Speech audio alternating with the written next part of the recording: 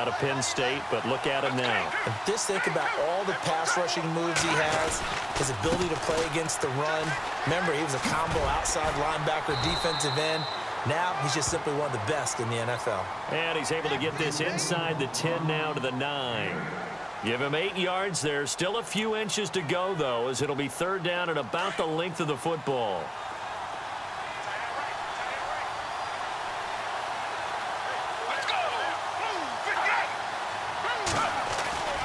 On third and short, they'll try and pick it up through the air. And this is going to be incomplete. Perhaps they overthought this one a little bit. They've been running it real well on this drive, and it was third and short, okay? They decided to throw the football incomplete. Yeah, they might have thought just a little bit too hard about that play selection.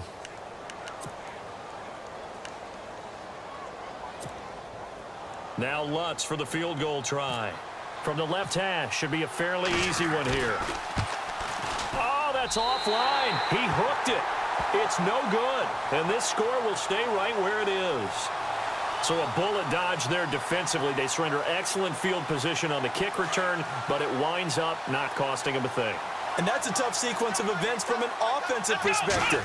The inability to get first downs leads to the field goal try.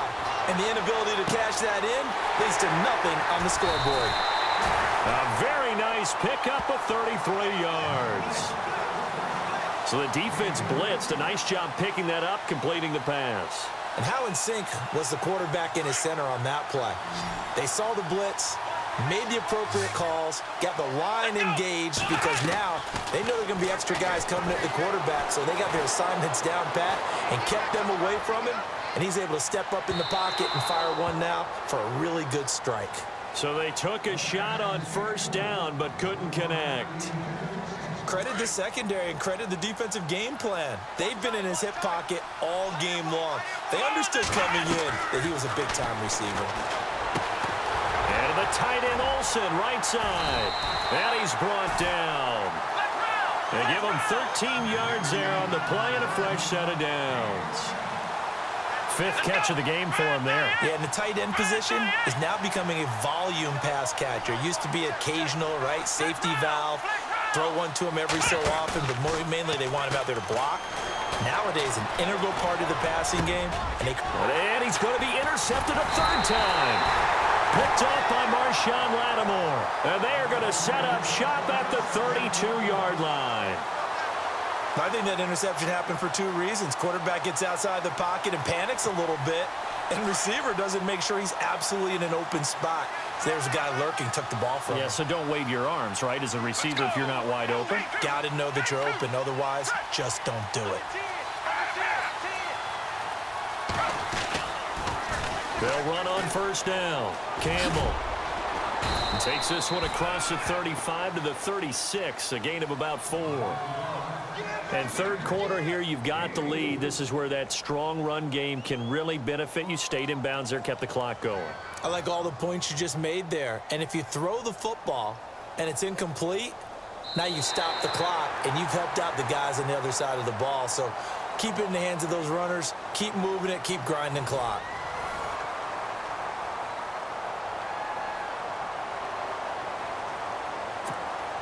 And after the play on the ground, that brings up second down here. Let's go! Back to throw here. And look at this. They get the turnover they needed. It's intercepted. Picked off by Malcolm Jenkins.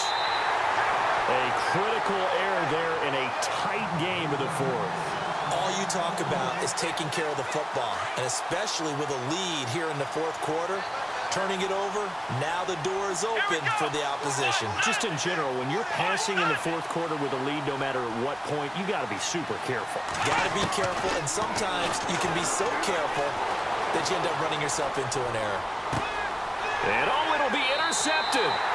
Picked off by Marshawn Lattimore. And that gives him now 3 interceptions in the game. Well, someone's locked into what they're trying to get done in the passing game. When was the last time we had someone get 3 in a contest? 2011, wasn't it? Kurt Coleman. Oh, yeah, that's then right. with the Eagles. That's right. Then with the Eagles, and I believe it's against Washington and Rex Grossman. That's correct. But he's going to be wrapped up and driven down. Javon Hargrave busting through to get him for a loss of 6. Okay, was it a breakdown in protection? Did the running back not pick him up? What does it really matter? Sometimes it's just a great play made by the defense. Big-time sack.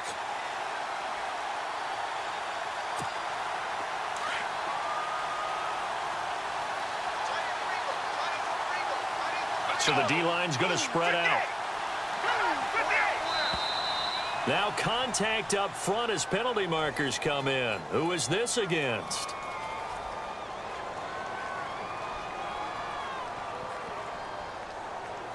So 5 yards there as one of the big guys up front moved. And in a 4-3 front, you got the 2 defensive tackles right near the football. I know there's a lot of movement around there, but they're always taught to have one eye on the football. Apparently, that didn't happen.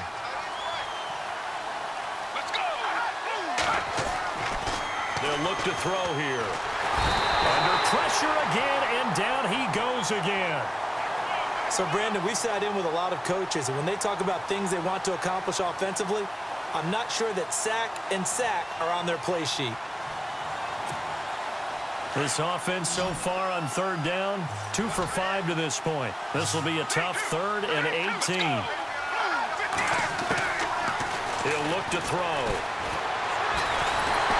In trouble here, and down he goes. Back at the 8-yard line. Cameron Wake in there to drop him yet again, and he must be shell-shocked back there. That's now back-to-back-to-back sacks, and it's 4th down.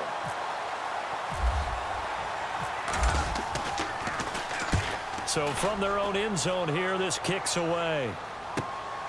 And he'll take it on this side of midfield. It'll be a net of 39, 41-yard punt, 2 on the return. And the offense will take over with a new set of downs. The offense certainly looking to score some points, but they also need ball security here late as we get down to the final moments of this one. Trying to shake off the interception from the last drive. He'll look to throw. And that is incomplete. Brandon, at least there's one bright side to that incompletion. What's that? It wasn't an interception. Wow. You're a nice guy. That was kind of savage. But correct. No pick, just incomplete that time. Back to throw now on 2nd and 10. And they've got the hook up. This is Olsen. Touchdown! Greg Olsen, 51 yards. And his guy's now just a 2-point conversion away from tying us up. The touchdown is huge, but the focus now is on the 2-point play. I don't want to say they have a cushion here, but if they don't get it, they still have a chance for an onside kick. Yeah, they would need some big-time help, but you're right. There would be a shot, but the focus right now on that 2-point conversion. They're going to try and run for it. And he'll get into the end zone as the 2-point conversion is successful.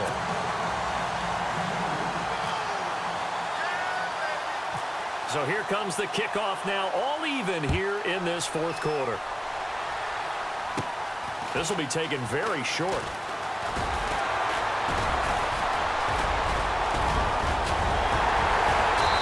And he's going to wind up bringing this one inside the 45-yard line. Well, so much for the worry about how they would be after losing their lead. What a big-time return to seize the momentum back.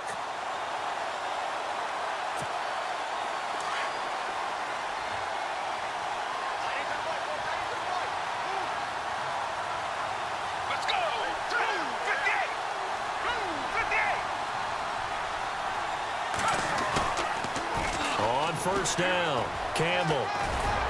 And down to the 36-yard line here. A solid run on first down, gain of 7, leaves him with a 2nd and 3. I like it. I like the call. Still an opportunity to run the football and chew up a little more time off the clock. See if they stay on the ground for 2nd down.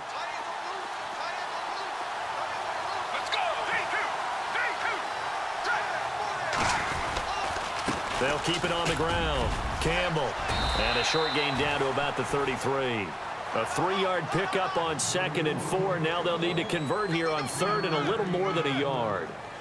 And that last carry puts him right at 100 yards for the game. So how has he done it? Because he's been patient, followed his blocks, let everything develop, and then burst through for big gains.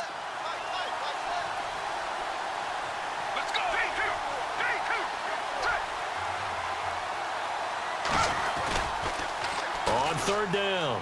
That's Campbell. Nifty move. And he gets the first down here as he's taken down at the 24.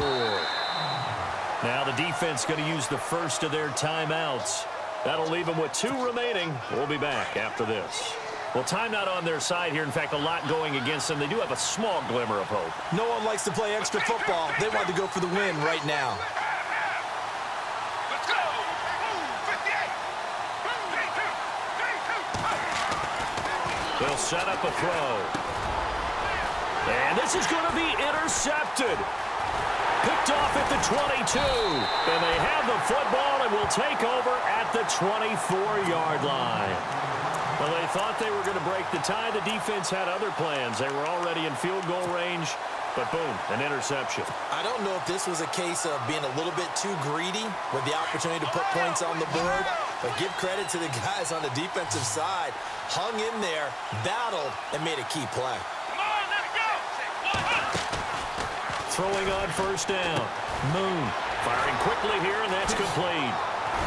And they're able to get this one across the 35. That one goes for 13 yards, and it moves the sticks. First down now, but that clock rolling. On first down, Moon. Incomplete, but a penalty flag is down in the backfield. Let's get the call. So apparently some grabbing there in the middle of the O-line. I've often wondered why that doesn't happen more often for guys that play center. Having to snap the ball and then trying to get your hands into the proper position, that's difficult to do. He got caught that time.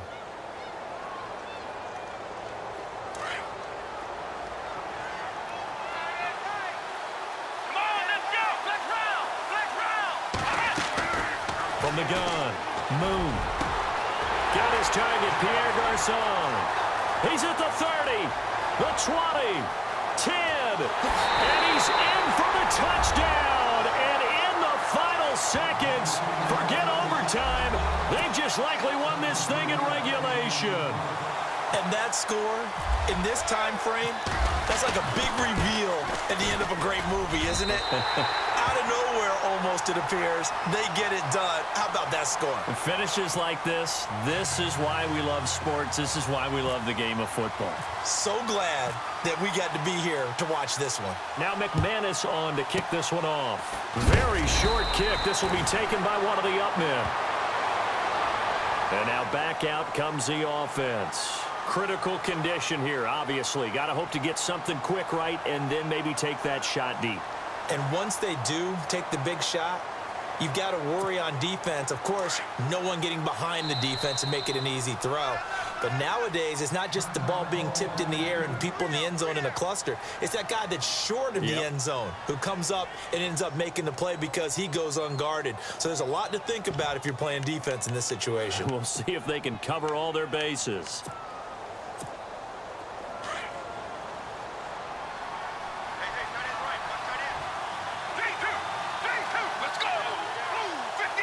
They'll send a receiver in motion to the right.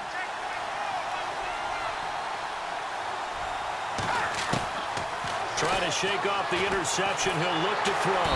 Nowhere to escape, and he goes down. So they'll quickly now signal for the timeout. And it's definitely not looking good, but at least they'll have one final play to hope for that miracle and get him in the end zone.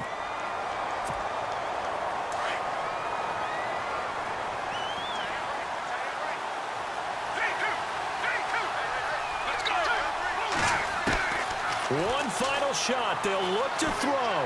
Now a desperation throw deep downfield. And it's incomplete. So their final drive comes up empty. And with that, the ball game is over.